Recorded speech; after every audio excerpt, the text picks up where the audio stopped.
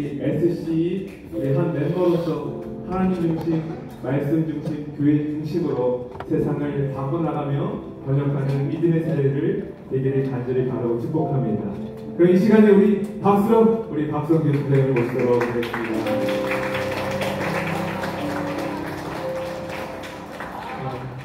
하나님 말씀 함께 읽겠습니다. 제가 소개해드립니다. 고린도전서 15장 1절로 4절입니다. 성경책을 가져오신 분들은 함께 펼쳐주시면 좋겠습니다.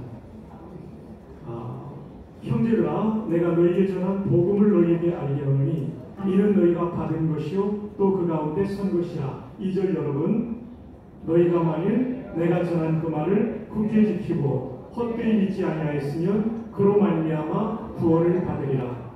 내가 받은 것을 먼저 너희에게 전하였노니 이는 성경대로 그리스도께서 우리 죄를 위하여 죽으시고 다 함께요 장사 지낸 바 되셨다가 성경대로 사흘 만에 다시 살아나사.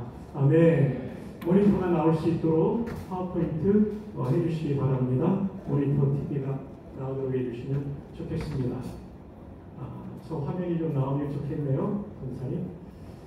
요즘은 우리가 축하할 일이 있을 때 스마트폰으로 SNS를 통해서 축하하지만 옛날에는 축전을 치던 시절이 있었습니다. 우체국에 가서 교회 안에서 젊은 남녀가 이성교제를 하다가 서로 맞지 않아서 헤어지게 됐습니다. 얼마 지나서 자매가 결혼한다는 소식을 듣게 되었습니다. 형제가 축하하고 싶어서 우체국으로 달려가 축전을 쳤습니다. 정말 축하한다고.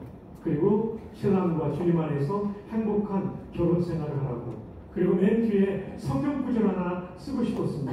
그래서 요한일서 4장 18절 그 구절을 다 쓸 수 없어서 요일 4장 18절만 써서 보냈습니다.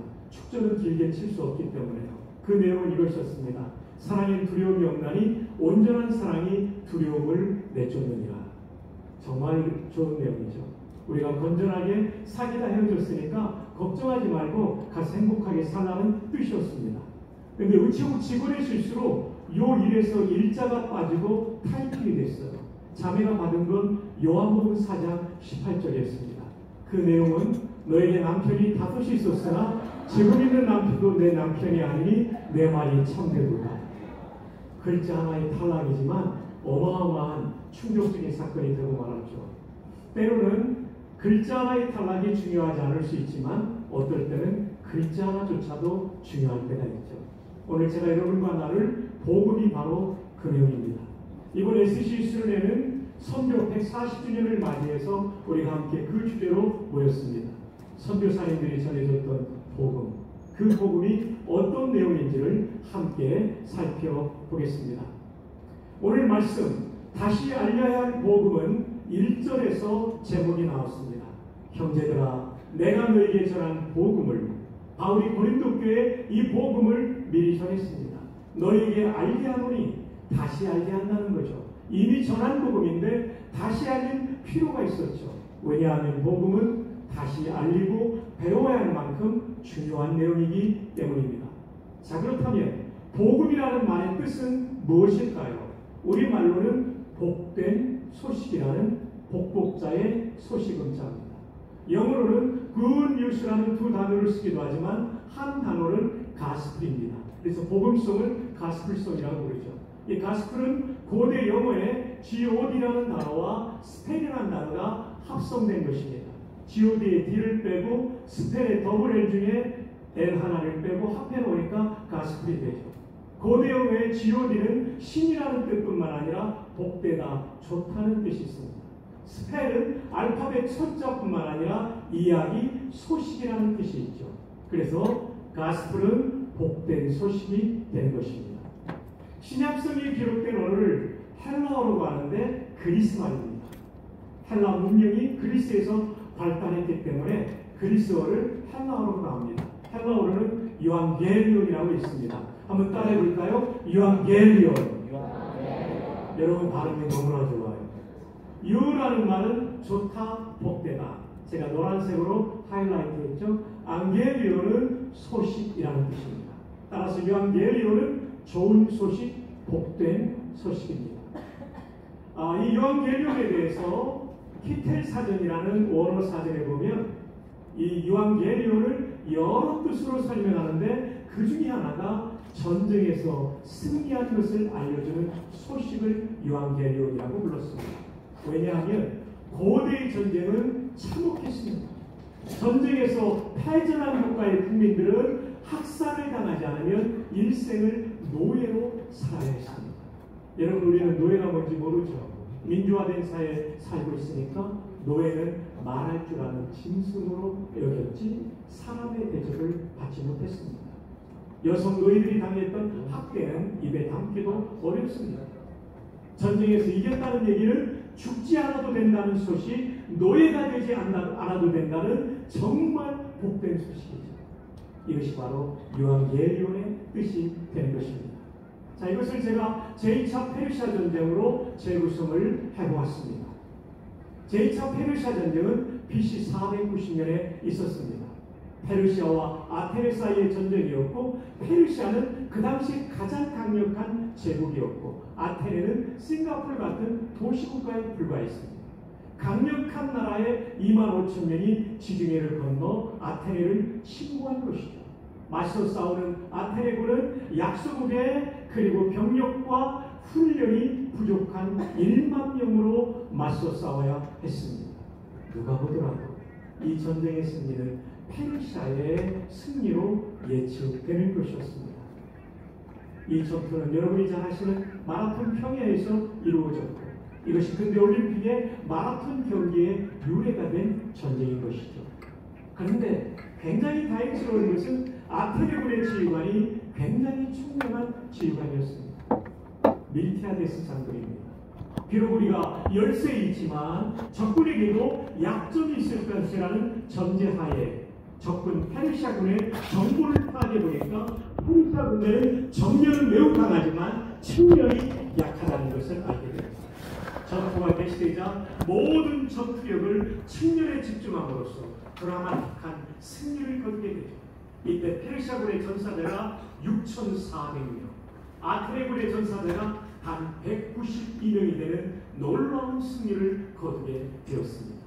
이들은 아테네 시민들을 위하여 이 기쁜 소식 유앙겔리온을 전하기 위하여 불안하게 시간을 보내고 있고, 우리나라가 패전할 것이 확실하며 우리 모두는 학살당하지 않으면 노예가 될 수밖에 없다는 불안한 마음으로 전쟁의 결론을 기다리고 있던 시민들을 위하여 파이네 피데스라는 경사를 차출해서 아테네 다운타운으로 보냅니다.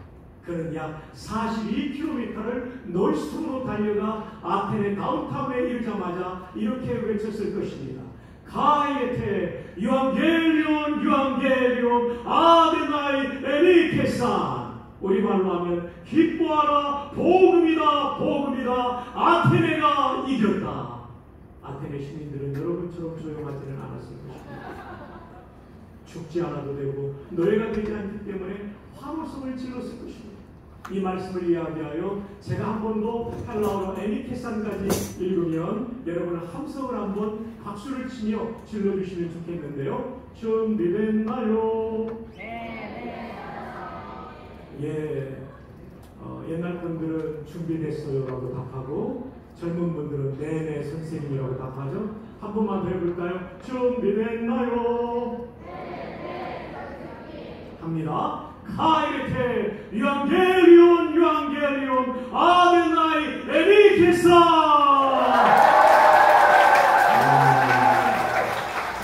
여러분 정말 좋은 분들입니다. 이렇게 강사를 도와주시니 너무나 기쁘죠. 감사하죠. 유앙겔리온의 뜻은 이런 뜻입니다. 죽지 않아도 되고 노예되지 않아도 되는 소식.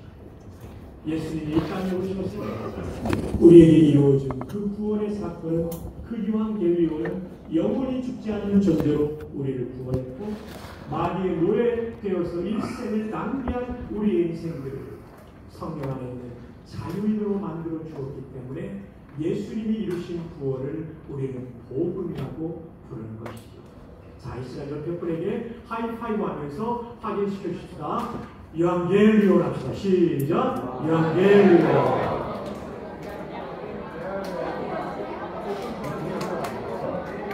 너무 잘하고 계십니다.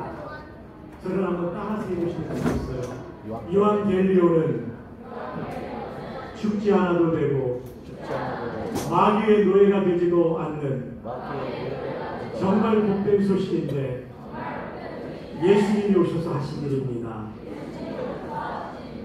이해되십니까? 예, 여러분 너무나 잘하셨습니다. 자, 그렇다면 이 복음, 요한겔리오의 뜻을 알았다면 복음의 기름은 무엇일까요? 첫 번째, 신앙의 기초입니다. 1절을 함께 읽어볼까요? 시작! 형제들아,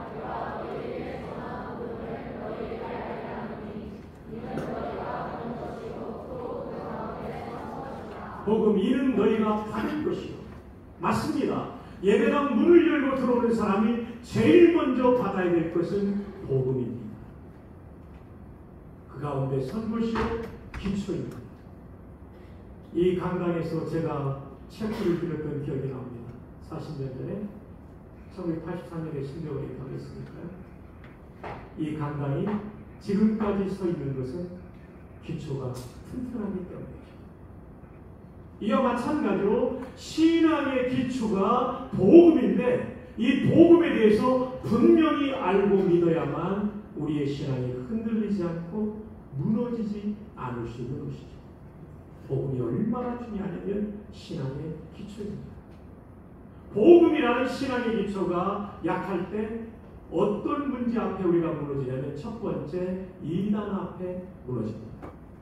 복음을 분명히 알고 믿지 않으면 이단 앞에 무너집니다. 두 번째로는 시련 앞에 무너집니다. 복음이 무엇인지를 알고 믿지 않으면 시련이 다가올 때 이 복음의 가치가 어마어마하게 크고 위대하고 내 영원한 삶을 살리는 놀라운 복음을 알지 못하면 시련 앞에 신앙을 포기합니다. 그러나 이 복음을 제대로 믿고 있으면 목숨 걸고 복음에 증인될 수가 있는 것입니다. 복음이 얼마나 중요하냐면 신앙의 기초이기 때문입니다. 두 번째로는 구원의 근거입니다. 함께 읽어볼까요? 2절 시작! 너희가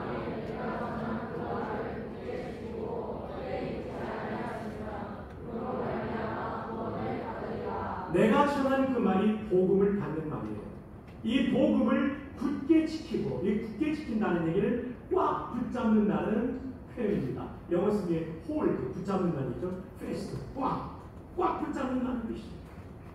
물에 빠져 죽어가는 사람에게 구명줄을 던져주면 대충 붙잡지 않죠. 꽉 붙잡죠. 꽉 붙잡죠.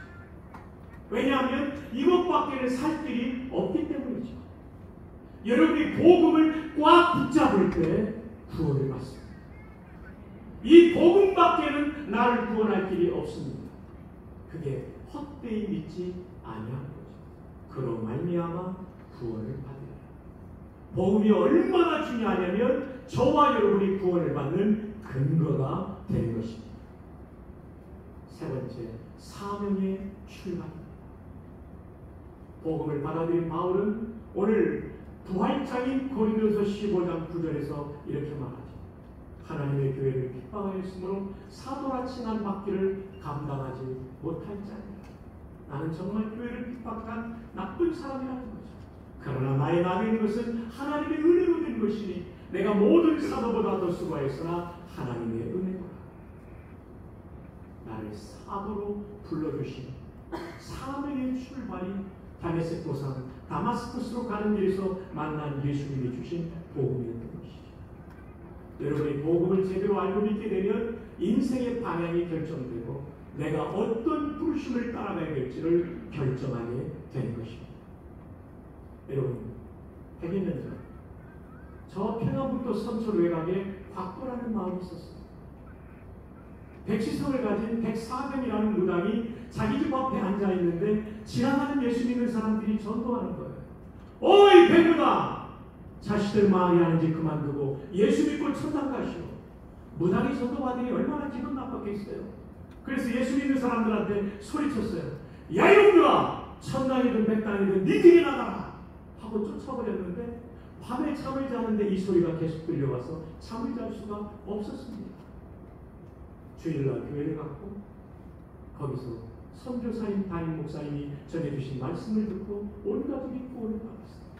내 집의 아들 가운데 아주 총명한 아들이 있었는데 성경을 가르치면 잘 이해하고 소요리 문답을 가르치면 참고로 소요리는 중화요리하고는 다른 것입니다. 중화요리는 재료역자를 씁니다. 그런 소요리는 중요한 역자를 씁니다. 여러분이 가지고 있는 서책자에 보면 우리는 웨스트민스터 신앙고백과 웨스트민스터 대소요리 문답을 우리의 신조로 삼는다. 정말 중요한 거죠. 소요리 문답이 107문항인데 이 100문항의 아들이 107문항을 다 외우는 거예요. 선교사님이 감동을 받죠. 그리고 어느 날 신방을 가면서 이 아들에게 장작을 펴놓으라고 했어요. 조그마한 갈 줄 알았는데 세상에 그날따라 신방이 늦게 맞춰졌는데 이 아들이 장작을 펴고 있었던 집으로 돌아오는데 장작 패는 소리가 들려요. 선교사님이 감동을 하고 이 아들을 미국 유학을 보냅니다. 그리고 1927년 우리 아들이 미국의 명문대학인 예일대학교에서 박사학위를 받습니다. 놀라야겠다. 놀라면 제가 놀라게 됩니다. 지금도 예일대학교에서 박사학위 받기 어렵습니다. 1927년도에 귀국하여 연세대학교의 전신인 연희정원학교에서 그는 교수로 강의를 해요. 1950년 한국전쟁이 났을 때 그는 교육부 장관이 되고 군목제도를 창설하는 일에 대통령을 설득한 훌륭한 인물입니다. 1957년도 연희대학교와 세브란스 의대가 합쳐져서 연세대학교가 출발할 때 초대 총장이 백문항의 아들이 되는 것입니다. 여러분, 복음을 받아들이면 우리 인생이 정말 가볍게 쓰임받죠. 그 백문항의 아들이 연세대학교 중앙도서관 앞에 앉아 계시는 영재 백학준 박사입니다. 제가 석사과정을 할 때 정문에서 언더우드관까지 그 백양로를 걸어 올라가다 보면 왼쪽에 중간쯤에 백낙준 박사의 동상이 있고 중앙도서관이 놓여있던 것을 기억합니다. 여러분, 복음은 위대한 것입니다. 구원의 근거, 그리고 신앙의 기초, 그리고 우리 인생에 의미 있는 삶이 출발되는 것이 복음부터 시작된 것입니다. 그럼 세 번째, 복음의 내용은 무엇일까요? 그 첫 번째로는 십자가입니다. 3절 다 함께 읽어요. 시작.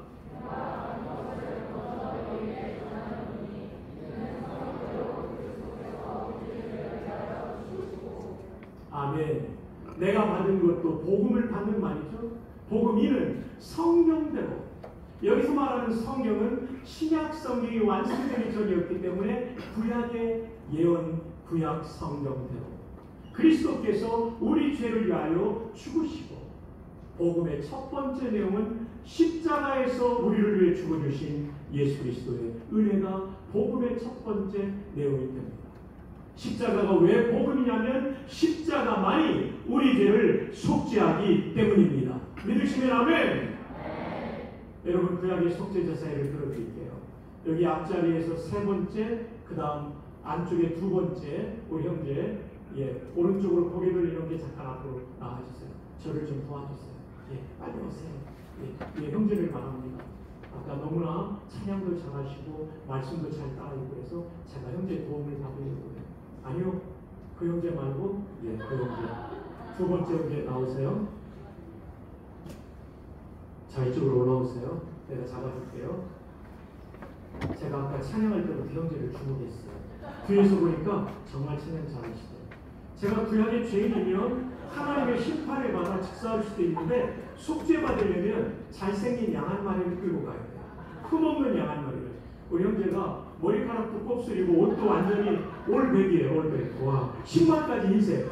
의도하지 않았는데 맞춤으로 오늘 오신 것 같아요. 저를 좀 도와주십시오. 이제 양처럼 이렇게 한번 숙여주시기 바랍니다. 고개를 숙이고. 자, 제가 제사장 앞에 속죄양을 끌고 가면 일본으로 하는 게 뭐냐면 두 손을 포개서 회개하는 겁니다. 하나님, 저의 이제는 심판을 받아 마땅합니다. 근데 하나님께서 언약하시기를 대속의 제물을 통해 용서하신다고. 대속이 대수인 속죄거든요. 약속하셨기 때문에 믿고 회개하오니 용서해 주세요 하면 박성규의 제가 이 양한테 가는 거예요. 두 번째로 양을 잡습니다. 목을 칩니다. 다리를 다 쪼갭니다. 피스 냅니다. 완전히 조각냅니다. 이제 죽은 거니까 옆으로 넘어져 있어요. 아니면 옆으로 넘어져서 계시고 조심스럽게 넘어지세요. 앉아있지 말고 한참 있어야 되니까 계속 넘어졌어요. 옆으로 있다가 제가 잘 누워할게요. 완전히 누워 말고 완전히 누워 계세요.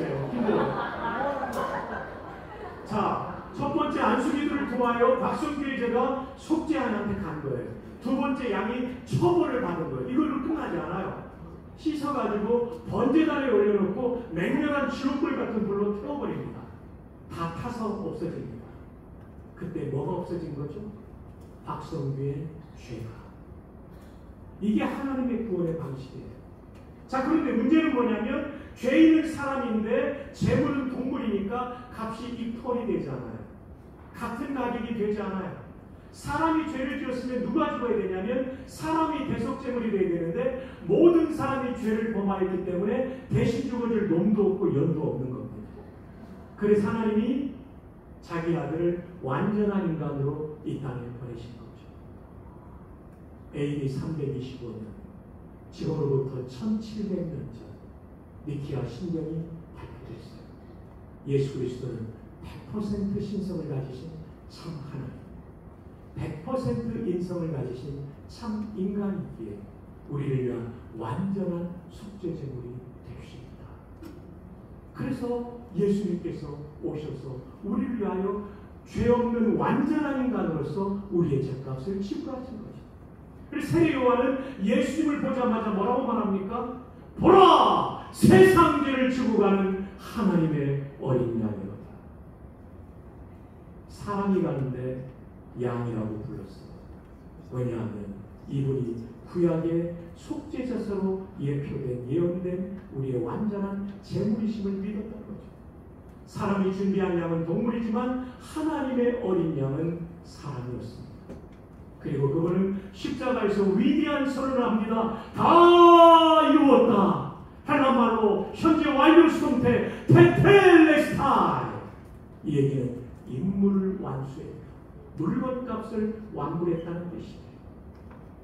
십자가에서 예수님은 이 땅에 그분을 보내신 하늘아버지의 임무, 인류 구원의 임무를 완수하셨기에 다 이루었다. 테텔레스타이.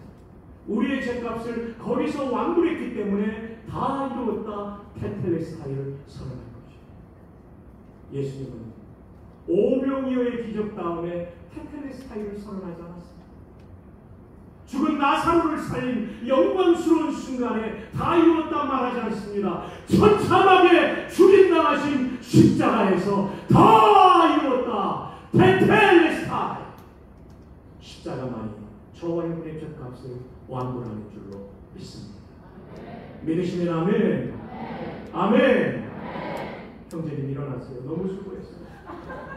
형제님 제가 용돈 드릴 것 같아요.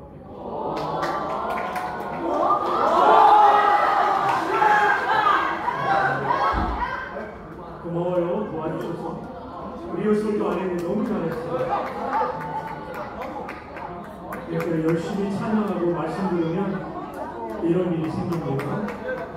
그거 저 형제님 그거 주일날 교회 가서 11조 하고 써야 됩니다. 예, 11조 꼭 해주셔야 됩니다. 속죄제사가 바로 십자가를 예표한 것, 예언인 것이죠. 여러분 제가 1997년도에 군복을 했을 때 처음 미국을 방문했습니다. 국방성과 군정학교. 뉴욕을 투어하는데 투어 가이드가 대기오염이 심하기 때문에 5분 이상 뉴욕에서 엔진을 켜놓고 서 있으면 신호등이 빼놓고 일반적인 그럼 벌금이 $3,000. 근데 제가 느낀 게 한국과 다르구나.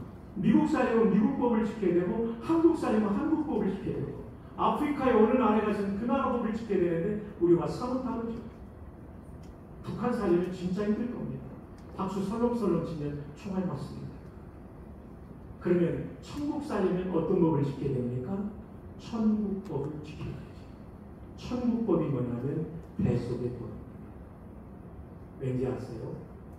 우리는 아무리 노력해도 우리 죄를 수양으로 없앨 수 없습니다.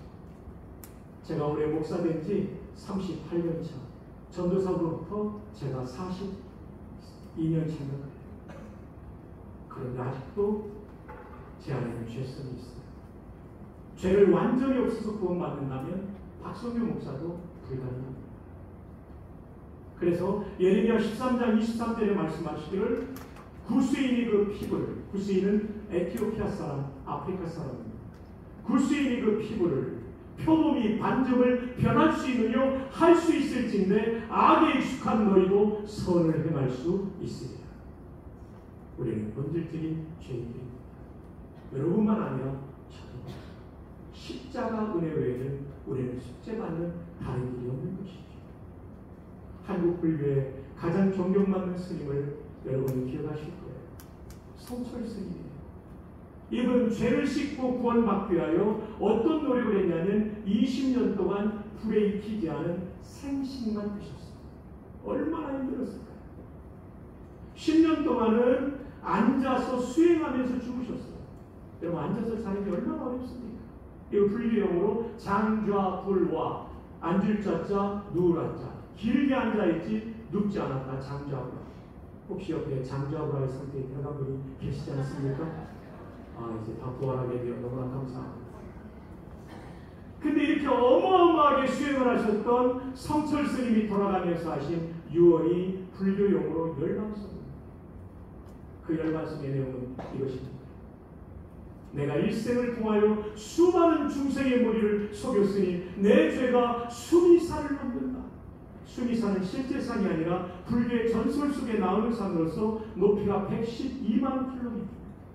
놀라야 될 때 안 놀라면 제가 놀라야 됩니다. 높이가 112만 킬로미터.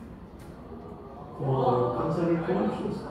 에베레스트가 8.8km밖에 안 되잖아요. 112만 킬로미터를 내 죄가 넘는다. 저는 그때 깨달았어요. 수행은 죄를 없애는 것이 아니라 내가 얼마나 죄인인지를 깨달아요. 목사가 돼서 38년이 되니까 제가 얼마나 더 나쁜 사람인지를 알 수 있어요. 우리 모든 목사들이 존경하는 박윤선 목사님 80대 생신 때 목사님께 축하의 말을 건널 때 80년 묵은 죄인으로서이다. 인간이 이것입니다. 우리의 노력으로 구원받는 게 아니에요. 일생의 중생의 무리를 속였으니 내 죄가 112만 킬로미터의 수미산을 넘는다. 천갈래 만갈래 찢겨져서 아비디오 안에 무간지옥에 들어갈 것이다. 여러분 가장 존경받는 불교의 스님이 그 오랜 기가 막힌 수행의 삶을 산 결론이 지옥 간다는 것입니다. 이것은 우리의 노력으로는 구원받을 수 없다는 거죠. 근데 여러분 아십니까? 성철 스님의 증손자가 총신대학교 신학과에 다니고 있다는 사실. 고맙습니다. 제가 청장실에 불러서 커피를 마시면서 어떻게 예수를 믿게 되는가. 자기 할아버지가 성철 스님에게는 아들이 없는데 양아들이 됐다는 거예요. 그런데 이 아들이 고등학교 때 학원을 다니는데 학원에서 공부를 제일 잘하는 아이들이 전부 예수 믿는 아이들이에요. 그래서 그들과 친하게 지내다가 고등부 목사님이 한 번씩 찾아오면 피자를 사주는데 피자 먹으러 갔다가 마음이 열렸고 주일날 교회를 나갔고 그리고 나서 여름수련회가 이어서 열리는데 여름수련회 따라갔다가 예수님을 믿게 됐어요. 대학을 지나간 다음에 제가 군회를 갔는데 성경을 읽다 보니까 너무나 좋은 거예요. 성경을 잘 가르치는 학교가 어디냐고 물어보니까 총신대학교 신학과라고 가르친 거예요. 그래서 이 형제가 편입해서 총신대로 들어왔어요. 와, 이제는 신대원 진학을 준비하고 있는 놀라운 이종민 형제를 여러분에게 소개합니다. 여러분, 십자가만이 복음임을 믿습니다.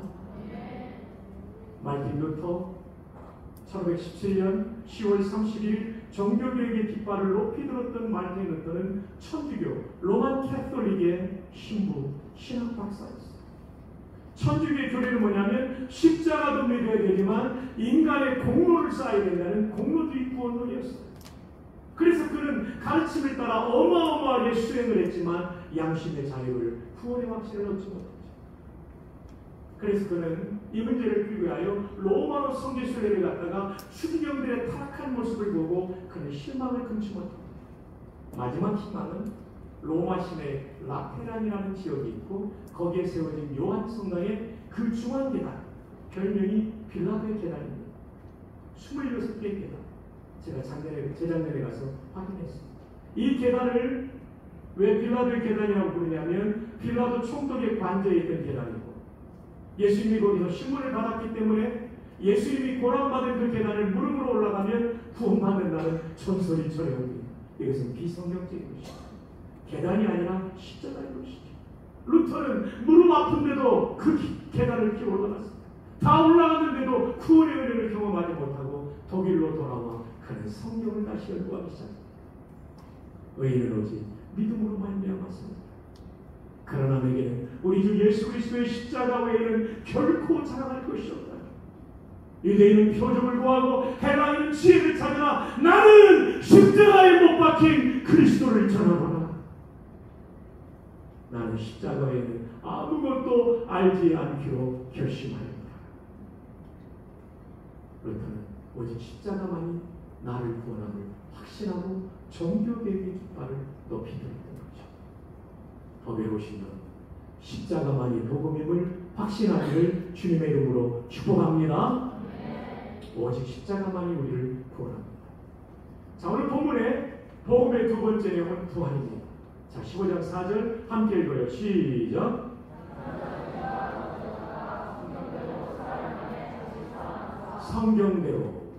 성경대로 십자가 3절, 성경대로 부활 4절입니다.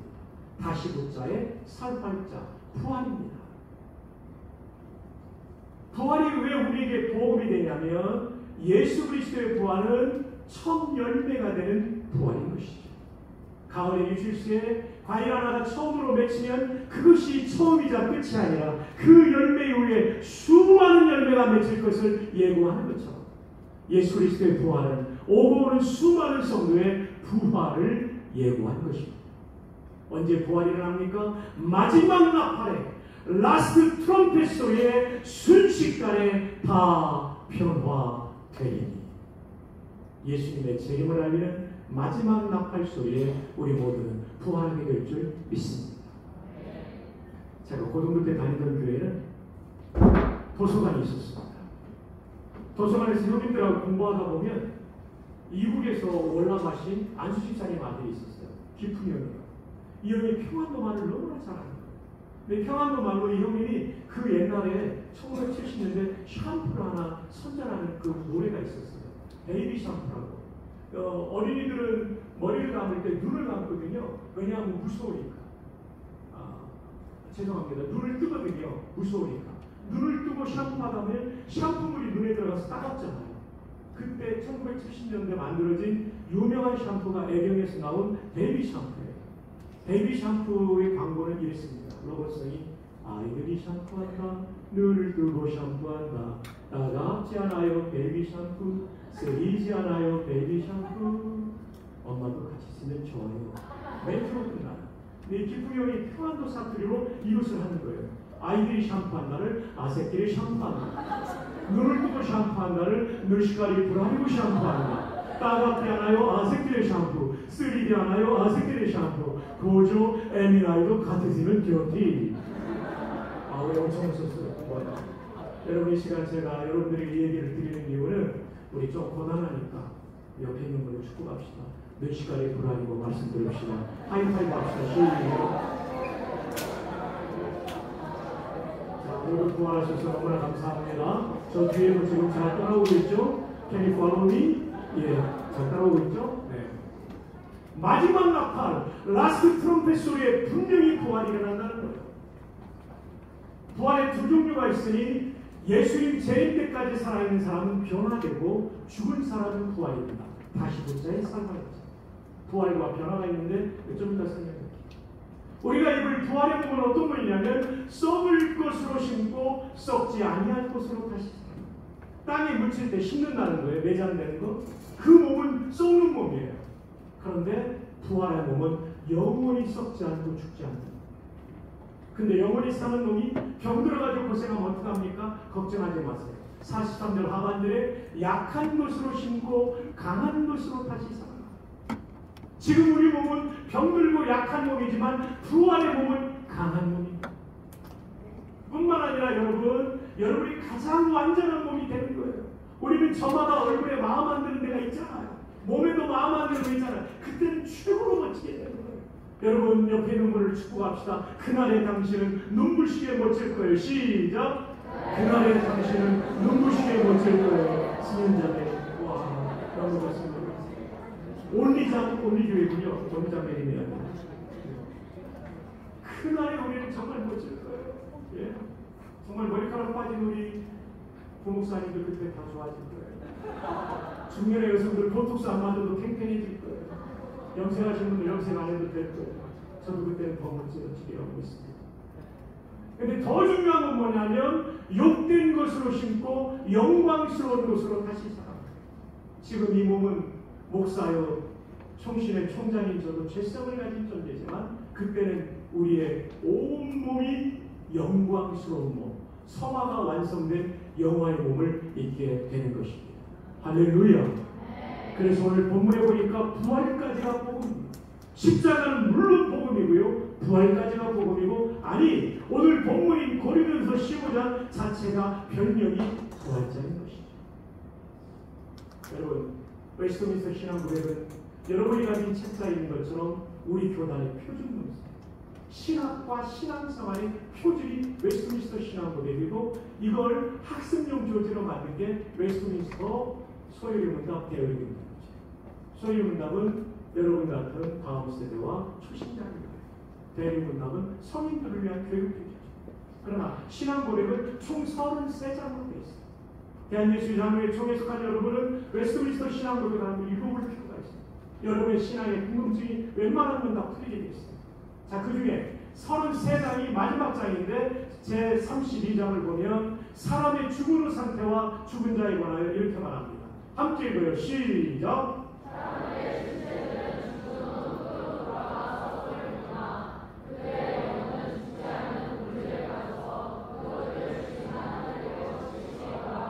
영혼은 죽지 않아요. 몸이 죽지. 그래서 영혼은 즉시 하나님께로 돌아갑니다. 계속해서요.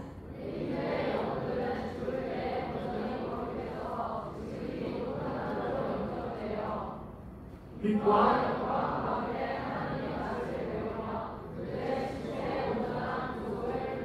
의인들의 영혼은 믿음으로 의롭게 된 성도들의 영혼들은 죽을 때에 온전히 거룩해져요. 몸이 거룩해지는 건 재림 때고요. 영혼이 온전히 거룩하게 되는 거, 영화롭게 되는 건 죽을 때라고 이렇게 말씀하고 있습니다. 웨스트민스터 신앙고백은 성경을 제일 잘 요약했고 칼빈의 기독교 강의를 요약하고 제일 잘 정리된 거예요. 그렇지 않으면요, 죽은 성도가 천국 가면 부끄러울 거예요. 영혼 자체가 죄성을 가지고 가면 3일차 하나님과 앞서간 성도를 만날 때 얼마나 부끄러울까요? 걱정하지 마십시오. 우리는 죽는 순간 영혼이 거룩해집니다. 예람이 아멘, 소윤이 아멘, 명찰이 없어요? 자매 아멘. 네. 빛과 영광을 위해서 하나님을 낯을 배우며 그들의 신체의 온전한 구성 부활을 기다립니다. 앞서간 성도는 지금 이 상태인 것입니다. 그분들의 영혼은 여기서 보이게 살지만 그래도 영혼을 거룩하게 해주시고 부활을 기다리고 있습니다. 자, 이제 불신자 봅시다. 시작.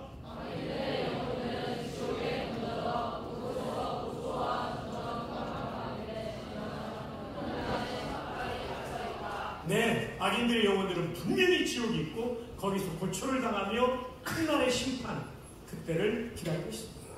성경은 신체와 나누인 영혼들을 위하여 이 두 장소에는 다른 아무것도 인정하지 않습니다. 천국 아니면 지옥뿐이지 연옥이 있는 것은 비성경적입니다. 관련 구절이 많이 있지만 지면상 이 부분만 써놨습니다. 시작. 부활이 다시 붙자에 살아니까 죽은 자가 살아나는 거고요. 예수님 재림 때까지 살아있는 사람은 부활이 아니라 변화인데 부활의 몸과 똑같은 상태가 된다는 거죠. 시작.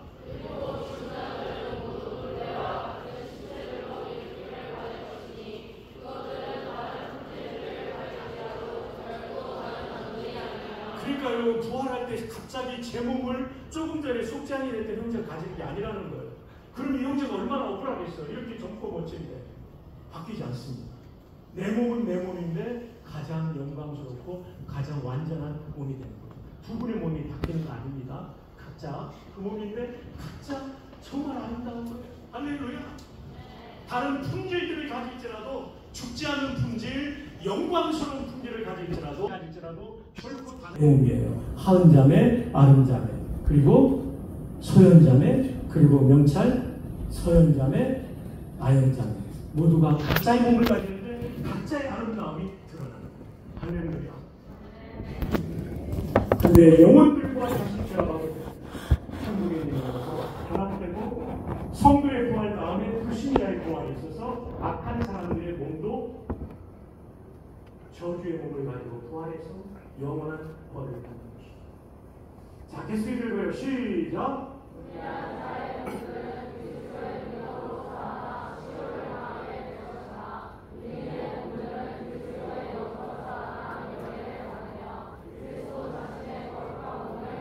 성도의 부활은 영예로운 부활, 불신자의 부활은 지옥의 부활. 그래서 우리는 복음을 전해야 되는 거죠. 140년 전에 선교사님들이 이 조선 땅에 온 이유가 뭐냐면 조선 땅에 살다가 예수 안 믿고 지옥 갈 사람들을 구원하기 위하여 오신 것이죠. 우리 모두도 수련회 마치고 돌아가 친구와 가족들을 전도할 수 있기를 주님의 이름으로 축복합니다. 여러분, 이효령 박사님이라고 계셨어요. 최근에 돌아가셨죠. 이분은 한국인의 대표적인 지성인이었어요. 이분은 무신론자였어요. 제가 부목사로 미국에 있는 남마주사랑의 교회 수석 부목사라고 있을 때 그 따님이 이민아 변호사라고 있었어요. 이분은요 LA 지방 검찰청 검사로 지내다가 소수민족 청소년들의 탈선하는 모습을 보며 이를 돕기 위하여 변호사로 개업을 했어요. 정말 신실한 집사님이죠. 이분의 소원은 뭐냐면 엄마 아빠의 후원이었어요. 어느 날 부모님이 오셨어요. 세리투스라고 하는 예쁜 동네에 살고 계셨는데 전화가 왔는데 담임 목사님이신 오정일 목사님이 멀리 출입하셔서 수석부 목사님 제가 가게 되었습니다. 당대의 최고의 지성인 앞에 복음을 전하는 만 40세의 박성규는 떨렸습니다. 기도하며 가서 제가 늘 하던 대로 흰 종이 위에 다리를 그려가며 복음을 전하는데 참들 수 없어요. 마지막 순간에 박사님 예수님을 구주로 영접하시겠습니까? 그 순간 이효령 박사님이 하신 말씀은 20여 년이 지난 지금도 잊혀지지 않습니다. 문학가이기 때문에 거들고 문학적으로 하더라고요. 목사님, 아직은 마음에 저항감이 있습니다. 허스키한 그 목소리가 지금도 떠오릅니다. 그러나 억지로 예수님을 영접할 수 없기에 축복해 드리려고 왔는데 2년 후에 다른 목사님, 하영조 목사님을 통해 예수님을 영접하고 생각하셨습니다. 그리고 쓴 책이 지성에서 영성. 일생 지성이 최고의 가치였던 이효령 박사가 예수님 믿고 난 다음에 지성보다 높은 것이 영성임을 깨닫고 쓴 책이죠. 거기에 151쪽에 이런 내용이 나옵니다. 난 미나은에 하나님을 만나게 되었지만 그렇다고 딸이 심령 위기에서 치료된 것 때문에 기독교를 받아들인 것은 아닙니다. 암 투병을 하면서 심령의 위기에서 치료되었습니다. 그런 기적은 목적이 아닙니다. 지금 하나님께서 병을 고쳐주셔도 언젠가는 누구나 죽게 됩니다. 그러므로 지상의 진짜 기적은 단 하나, 부활과 영원한 생명뿐입니다. 아멘. 지금 병을 고치고 언젠가 우리는 죽어. 그러나 부활은 영원히 죽지 않고 완성된 몸을 가지고 영생의 기쁨을 누리는 것입니다. 할렐루야. 자, 여러분, 이것을 제가 도표로 그렸습니다. 복음을 설명하는 도표입니다. 이거는 기말고사에 꼭 나오니까 스마트폰으로 꼭 찍어가지고 기록해 두시면 도움이 되고 여러분에게 확신과 다른 분에게 전도할 때도 도움이 될 겁니다. 제가 만들고 우리 전익신학 교수님들이 감수해 주십니다. 인생의 정말 중요한 순간은 죽음의 순간입니다. 저도 죽고 여러분도 죽습니다. 아멘 안 해도 다 죽습니다. 그럼 죽음의 본질이 뭘까요? 죽음의 본질, 우리나라 사람들은 죽음은 없어진다라고 생각하는데 아닙니다. 타나토스라는 헬라어는 그 뿌리의 뜻이 분리입니다. 죽음은 분리인 것이죠. 우리가 죽는 순간 영혼과 육신이 분리가 되옵니다. 육신은 다양한 경로로 수장과 화장과 매장을 통해 분해에 들어가고 영혼은 즉시 십자가 복음을 받아들인 사람은 하늘 라보니로 부르는 천국으로 가게 되죠. 그러나 이 십자가의 복음을 통해 속죄받지 못한 사람은 음부 지옥으로 떨어지죠. 십자가사의 강도가 예수여 당신의 나라 임할 때 나를 기억하소서. 짧은 신앙 고백에 네가 오늘 나와 함께 낙원에 있으리라 구원받았음을 선포하십니다.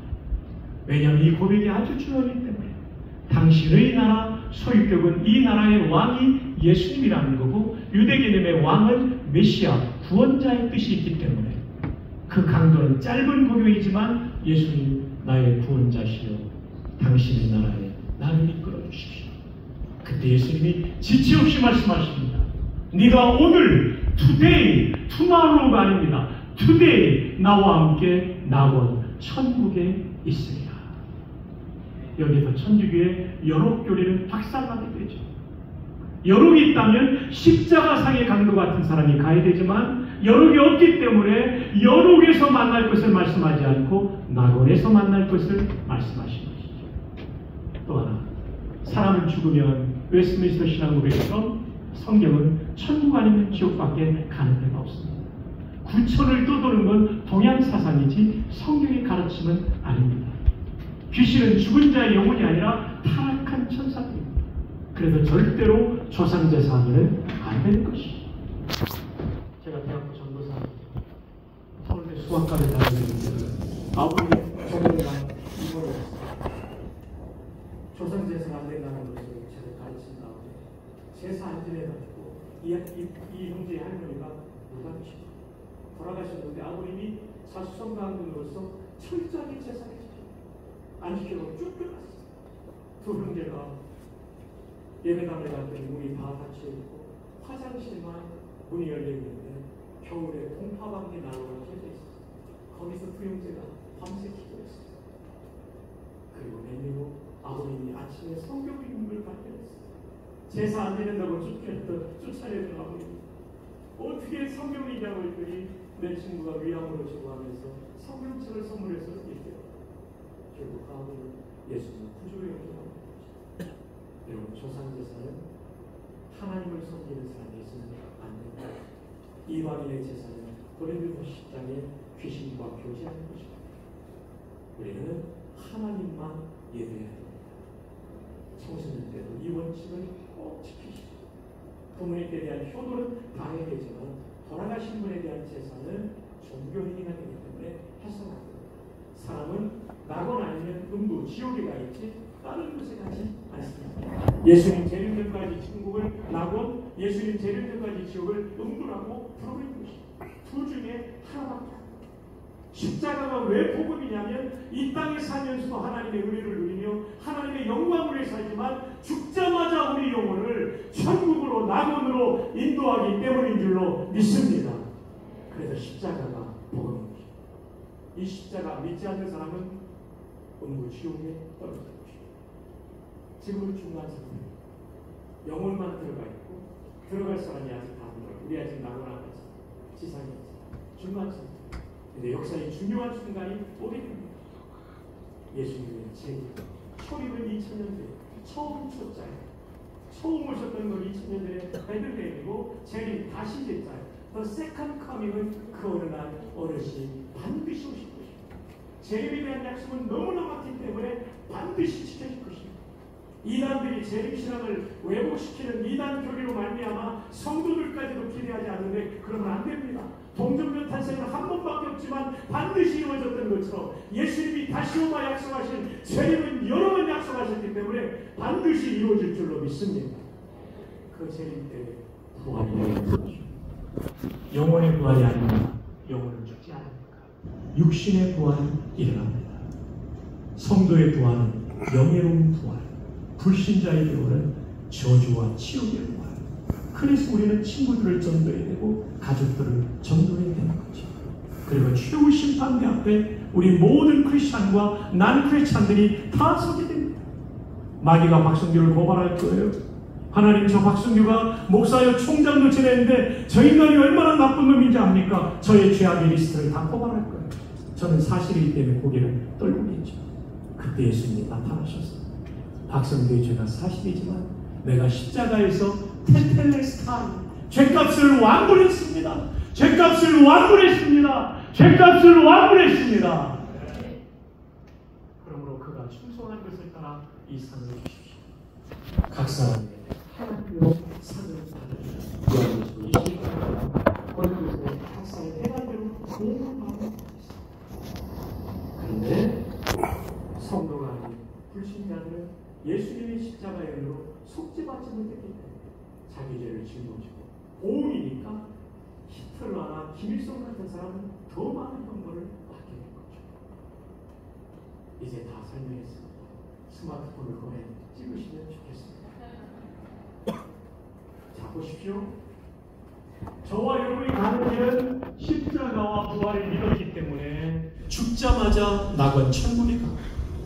예수님 재림 이후에 완전히 영화로운 몸을, 완전한 몸을 가지고 심판대 앞에 섰지만 우리의 죄가 속죄되었기 때문에 여러분이 충성한 것에 따라 여러분의 인생에 놀라운 법을 베풀어주십시오.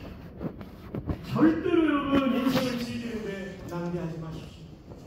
하나님의 영광을 위하여 나에게 주신 재능을 가지고 하나님의 영광을 위해서 충성을 다하십시오. 그것이 여러분의 영원한 삶의 가장 큰 복이 될 줄 믿습니다. 이 도표 분명히 기말고사에 나옵니다. 복음이 십자가와 부활인 것이 명쾌하죠. 십자가로 속죄받아 지금 죽어도 천국 가고 이 땅에서도 하나님을 왕으로 모시고 다스림 앞에 순종하는 복된 인생을 사는 거죠. 그리고 그 부활 때문에 우리 이 연약한 몸, 병들고 노화되는 몸이 완전한 몸을 잊게 되는 거죠. 여러분, 조금 전에 여러분이 찬양할 때 유다 지파의 사자, 죽임당한 어린 양을 노래했습니다. 이것이 요한계시록 5장 5절 어간에 나오는 내용이에요. 예수님에 대하여 유다 지파의 사자, 라이온이라고 표현한 이유는 사자가 백수의 왕인 것처럼 만왕의 왕 되신 예수님을 말하는 겁니다. 그런데 바로 이어서 죽임당한 어린 양, 램으로 표현된 것은 그 왕은 초림의 구주로 오실 때는 속죄양이 되어 죽음으로써 우리를 구원하셨다는 거죠. 내 재림의 주는 라이온으로 오시고 모든 악을 짓밟고 우리 성도들의 영광스러운 구원을 완성시켜 주실 것입니다. 십자가 부활이 복음임을 믿으시길 바랍니다.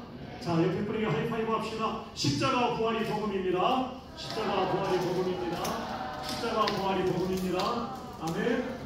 예, 십자가도 복음인데 부활까지 복음입니다. 이게 오늘 고린도서 15장 3절과 4절에 나와요. 십자가 부활이 복음입니다. 십자가 부활이 복음입니다. 십자가 부활이 복음입니다. 자, 그러면 복음에 합당한 삶이 오늘 마지막입니다. 뭐가 이 복음을 믿는 사람에게 합당한 삶인가? 아니, 복음을 받아들이기 전까지 답답합시다. 첫 번째로는 복음을 받아들입니다. 여러분, 교회를 많이 다닌다는 것도 중요하지만 더 중요한 건 복음을 마음으로 받아들이고 믿는 것입니다. 아멘입니까? 아직 안 받아들인 사람은 오늘 또 반드시 받아들여야 돼요. 여기에 여러분의 구원이 달려있어요. 인생이 달려있어요. 복음을 받아들인 사람은 구원을 받은 사람인데 이 구원을 이제는 확신해야 되는 거죠. 여러분, 로이드 존스 목사님은 로마서 8장 32절 강의에서 그런 얘기를 했어요.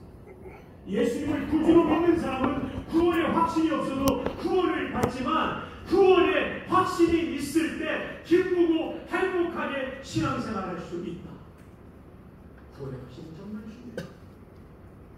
구원받는 것이 가장 중요하지만 구원받았음을 확신할 때 기쁘고 행복하게 신앙생활할 수 있는 것이죠. 제가 막내 동생이 있어요. 여동생인데요. 인교예요. 제가 5살 때 막내 동생이 태어났어요. 그리고 제가 10살 때 아버님이 돌아가셨어요. 누나색과 여동생 둘이 있는데 이제 저녁이 되면 막 얘기하고 게임하고 놀다가 이 막내를 항상 괴롭혔어요. 너를 엄마가 낳지 않고 다리 밑에서 주워왔어. 막내를 얼마나 슬프게 울었는지 몰라요. 근데 저는 압니다. 제가 5살 때 어느 날 그만 새벽 5시에 그 집안이 시끄러워서 깨보니까 세상에 아기가 태어났더라고요. 그 인규가 태어나는 거예요. 삼파주머니 와가지고 은저울에 제 동생을 할 때 그 미끈미끈한 양수가 묻어있던 제 막내가 그 은저울로 미끄러져 들어가는 장면이 지금도 이 승환에 대한 장면처럼 제가 찍혀있어요. 그런데도 우리는 나쁜 오빠와 언니들이었죠. 너는 다리 밑에서 죽어왔어. 무슨 말입니까? 엄마 딸인 것은 확실하지만 엄마 딸이라는 확신이 없으니까 우는 거예요. 구원의 확신도 마찬가지입니다. 구원의 확신을 가질 때 우리는 기쁘고 행복하게 신앙생활 할 수 있죠. 그럼 구원의 확신은 어떻게 갔습니까? 성경이 말씀하고 있습니다. 내가 하나님의 아들의 이름을 믿는 너에게 이것을 쓰는 것은 너희로 하여금 너희에게 영생, 구원이 있음을 알게 하려 합니다. 성경을 통하여 우리를 구원을 하시죠. 대표적으로 요한복음 3장 16절 하나님이 세상을 이처럼 사랑하사 독생자를 주셨습니다. 십자가에 죽으셨습니다. 이는 그를 믿는 자마다 멸망하지 않고 영생을 얻게 하려 하십니다. 예수님을 구주로 믿으십니까? 이 복음을 믿으셨습니까? 이제 구원을 확신하기를 주님의 이름으로 축복합니다. 여러분 6월절은 예수님의 십자가를 보여줍니다. 6월절은 넘어갈 문자에 넘어갈 골자에 하나님의 심판이 넘어갔다는 거죠. 파라오가 하나님 말씀을 안 들으니까 9번째 재앙까지 보냈지만 파라오가 그 백성을 보내지 않자 결정적인 마지막 재앙을 보냅니다. 이집트의 처음 난 남자아이를 다 죽이는 재앙이었어요. 살 수 있는 유일한 길은 속죄양, 아까 그 형제의 좀 있죠. 속죄양을 잡아가지고 그 피를 좌우 설주와 인방에 뿌린 거죠. 좌우 설주는 문틀의 왼쪽과 오른쪽 틀, 인방은 위에 있는 틀을 말해요. 그럼 문지방은 왜 문지방에는 피가 안 뿌렸을까요? 제가 이 강의실에서 들었던 기억이 납니다. 미안합니다. 1층 강의실 김일호 박사님이 말씀하셨어요. 왜냐하면 문턱에서 양을 잡았기 때문에 문지방은 이미 속죄양의 피가 뿌려져 있습니다. 그러니까 이 도어 프레임 전체가 피로 물들어 있는 거예요. 이때 죽음의 천사가 그 집에 왔다가 피로 물들어 있는 집은 건너뛴 거죠. 이미 심판이 치러졌습니다. 베드로 사도는 예수 믿는 사람의 마음에 문틀에 핏뿌림을 받았다는 거예요. 심판날 이 피를 보고 예수님의 피를 보고 심판의 천사가 넘어가는 것이죠. 자, 이제 우리 한번 BC 1440년에 이 6월절의 밤에 이집트의 거리로 신방을 한번 따라봅시다. 준비됐나요? 네, 잘하셨어요. 첫 번째 집에 갔어요.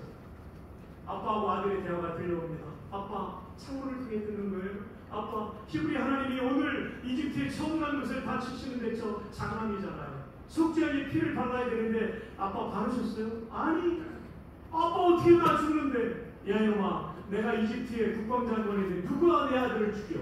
이 아들 살았을까요? 죽었을까요? 죽었죠. 형제 잘 따라오고 있어요. 형제도 장난이죠. 예. 두 번째 집으로 갑시다.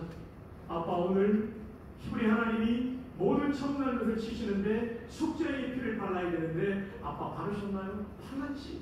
아빠 고마워요. 저 살겠네요. 아니, 글쎄 그게 문제야. 살지 죽을지는 내일 아침 병하라. 이 아들 살까요? 죽을까요? 살기는 사는데 불안한 마음을 갖는 거죠. 세 번째 집으로 갑니다. 아빠 속죄의 피를 받았나요? 받았지. 아빠 고마워요. 저 살겠네요. 그럼 하나님은 약속의 신실한 분이야. 너 꼭 살까요? 이 아들 살까요? 죽을까요? 살기도 하고 평안한 마음을 가지겠죠. 1년에 세 종류의 사람이 있습니다. 복음 없이 구원받는다는 착각 속에 사는 사람. 이단과 타전입니다. 무신론자입니다. 두 번째, 복음을 받아들였지만 확신 없이 불안하게 살다가 침묵하는 사람. 그것이 2번입니다. 세 번째, 복음을 받아들이고 확신 가운데 기쁘고 행복하게 사는 사람 3번입니다. 옆에 사람이 물어봅시다. 그들은 몇 번입니까? 네, 1번이시면 꼭 3번으로 가시기 바랍니다. 2번도 3번으로 가시기 바랍니다. 3번이 되어야 되겠죠? 복음에 합당한 삶은 구원에 의해 보답하기 위해서 헌신한 삶을 살아야 생각해 보세요. 하나님이신 그분이 나를 위해 죽어주시는구나. 얼마나 놀랍습니까? 우리의 일생은 그분을 위해 되지. 나인규 박사님이 여러분에게 설명한 이 SC의 로고에 나온 칼들이 많죠. 오르메움 디리오 그리고니 프랑테 에센스 나의 심장을 주님이시여 나의 심장을 당신께 드립니다. 신속하고 신실하게 칼들만 아니라 우리 모두 우리도 그 예수님의 피로 말미암아 구원받았기 때문에 우리도 그런 삶을 살아야 되죠. 헌신해서 오직 한 번뿐인 인생 속히 지나간다. 오직 그리스도를 위한 일만이 영원한 시티스타라는 선교사의 말이죠. 뿐만 아니라 부활의 삶은 나 혼자 사는 삶이 아니라 하나님과 동행하는 삶입니다. 성경 읽고 기도하고 그리고 찬양하며 그분의 감동에 순종하며 살아가는 동행의 삶이죠. 그리고 복음에 합당한 삶은 한 사람이라도 더 구원하는 게 아니라 전도하는 삶인 것이죠. 믿음으로 얻는 구원만 강조하고 제 마음대로 사는 것 비성경적입니다. 반드시 우리는 하나님과 동행하는 삶을 살아야 되는 것이죠.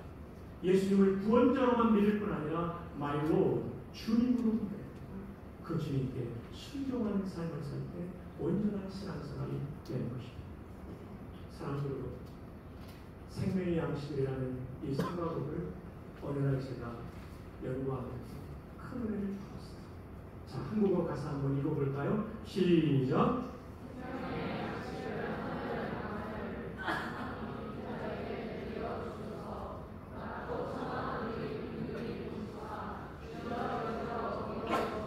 이게 원곡이 라틴어입니다. 파니스, 빵입니다. 안젤리쿠스, 천사들의 빵, 휘트, 베다, 파니스, 빵이 되었다. 어떤 빵이냐면 오늘은 인간들을 위한 빵이 것입니다. 천사들이 전한 빵, 구약의 만나를 신약의 만나이신 예수님으로 대비한 표현인 것이죠. 다 파니스 찰리쿠스, 다 뭐뭐 하다는 얘기죠. 파니스 찰리쿠스, 하늘, 찰리쿠스가 하늘이에요. 하늘의 빵이 했다는 거죠. 피브리스 상징, 때리면 종식, 상징을 종식시키십니다. 그러니까 여러분 우리말 가사하고 라틴어 가사는 저렇게 달라요. 굉장히 많이 의미가 있어요. 하늘의 빵이신, 하늘의 떡이신 예수님이 오셔서 모든 구약의 상징을 종식시켰죠. 십자가와 부활을 통해서. 그래서 속죄제사도 6월절도 다 십자가에서 완성된 거죠.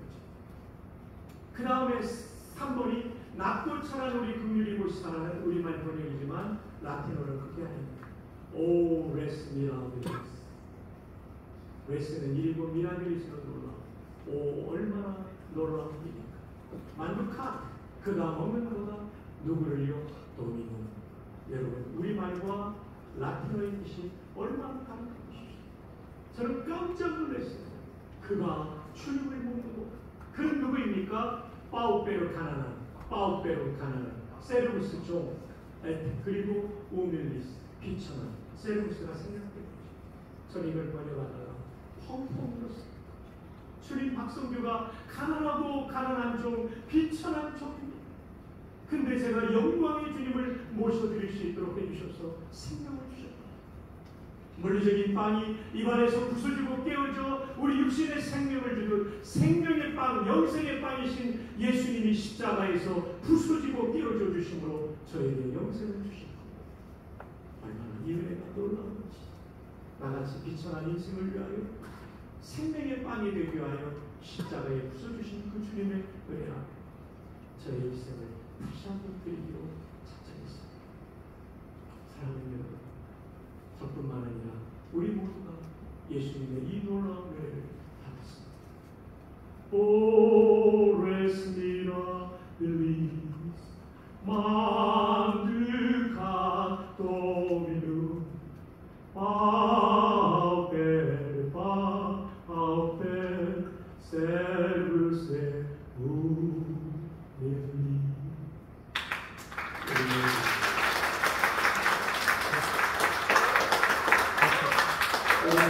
생명의 빵이 되기 위하여 십자가에서 자신의 생명을 바쳐주신 부서져 주신 그분 앞에 우리의 일생을 드리기를 주님의 이름으로 축복합니다. 그것이 바로 오르메움 비비 오페로 도미네 프랑테 신세 칼빈의 표현이죠. 결론입니다. 오늘 말씀의 제목은 다시 알려야 할 복음입니다.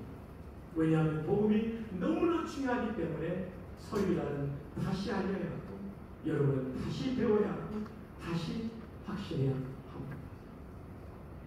복음은 뭐냐면 세상에서 가장 복된 소식. 유앙겔리온, 죽지 않아도 되고 노예되지 않아도 되는 기가 막힌 소식인 것이죠. 이 복음의 내용은 십자가와 부활밖에 없습니다. 이 복음을 참으로 믿을 때, 꽉 붙잡을 때 구원을 받고 신앙의 기초가 흔들리지 않고 인생의 소명을 발견하게 되는 것입니다. 우리 모두는 복음을 믿어 구원받고, 그리고 구원받은 형제자매들은 확신한 형제자매들은 헌신하기를 바랍니다. 여러분, 로이드 존스 목사님은 그런 얘기를 했습니다. 설교의 사역은 가장 높고 위대하고 영광스러운 부르심입니다. The work of preaching is the highest, greatest, and the most glorious calling. 저는 이 자리에서 많은 설교자가 일어나기를 바랍니다. 총신대학교 신학과에 오시고 총신대학교 신학대학원에 꼭 오십시오. 제가 공부를 했는 14년 동안 3,000명이 저의 수를 통해 생각했습니다. 이 복음을 전하고 영접한 사람만 주었습니다.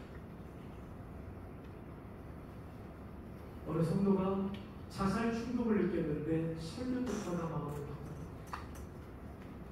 어느 성도 부부가 이혼할 마음을 가졌다가 주일 예배를 드리다가 이혼을 하지 않습니다.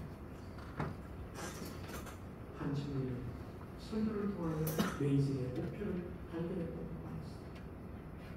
설교는 미천한 인생이 감당할 수 있는 가장 높고 위대하고 영광스러운 삶입니다. 이 소년에 여기 있는 젊은이들이 동참할 수 있기를 바랍니다. 헌신, 그리고 여러분의 마음대로 살지 말고 꼭 포용하시고 복음을 전하는 모든 형제자매들 되기를 주님의 이름으로 축복합니다. 함께 우리 기도할까요?